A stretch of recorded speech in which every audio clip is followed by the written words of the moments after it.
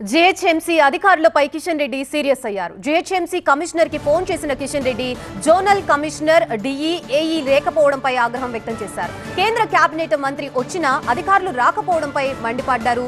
Kishan Reddy జీహెచ్ఎంసీలో drainage, రోడ్ల పరిస్థితిపై బల్దియా అధికారులని ప్రశ్నించారు. కిషన్ రెడ్డి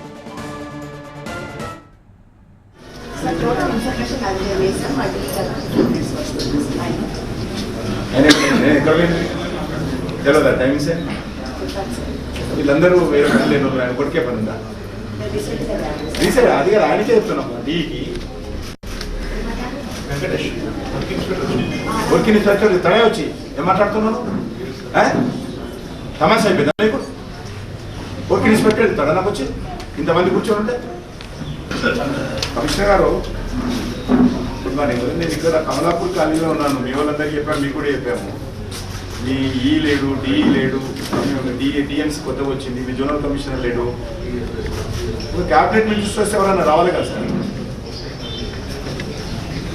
అందరం కూర్చొని 200 మంది ఎవ్వరు లేరు. ఇక్కడ డిఎంసీ వచ్చి పాప కొత్త మీ ఈ లేడు, డిఈ లేడు, మీ జోనల్ కమిషనర్ లేడు.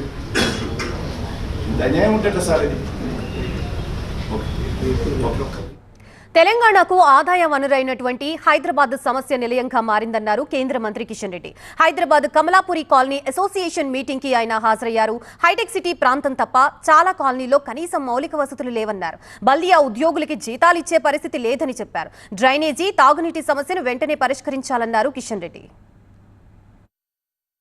హైదరాబాద్ నగరంలో అనేక కాలనీలలో మరి సివిక్ ప్రాబ్లమ్స్, పౌర సమస్యలు చాలా ఇబ్బందిగా ఉంది. ముఖ్యంగా శానిటేషన్ కానీ, లేక రోడ్లు పాడైపోతే ప్యాచ్ వర్క్స్ చేసి రోడ్లను పునరుద్ధరించడం కానీ, అదేవిధంగా డ్రైనేజ్ ఓవర్ఫ్లో అవుతే దాన్ని అరికట్టడం కానీ, శుభ్రమైనటువంటి డ్రింకింగ్ వాటర్ అందించడంలో కానీ, లేక పార్కుల మరమ్మతులు, వీధి లైట్లు వెలిగించడము, ఈ రకంగా చాలా చిన్న చిన్న సమస్యలతో ఈరోజు హైదరాబాద్లో ఉన్నటువంటి అనేక కాలనీలలో ఈ ప్రాబ్లం ఉంది. ప్రత్యేకంగా కమలాపురి కాలనీ ఈరోజు మీరు కూడా చూశారు. కమలాపురి కాలనీకి సంబంధించినటువంటి రెసిడెంట్స్ కానీ, లేకపోతే ఇక్కడ అసోసియేషన్ ఫేజ్ 1, ఫేజ్ 2, ఫేజ్ 3కి సంబంధించినటువంటి కమిటీ సభ్యులు కానీ అనేక అంశాలు ఈరోజు అధికారుల దృష్టికి తీసుకురావడం జరిగింది. తెలంగాణ రాష్ట్రంలో 30% జనాభా ఉండేటువంటి నగరం.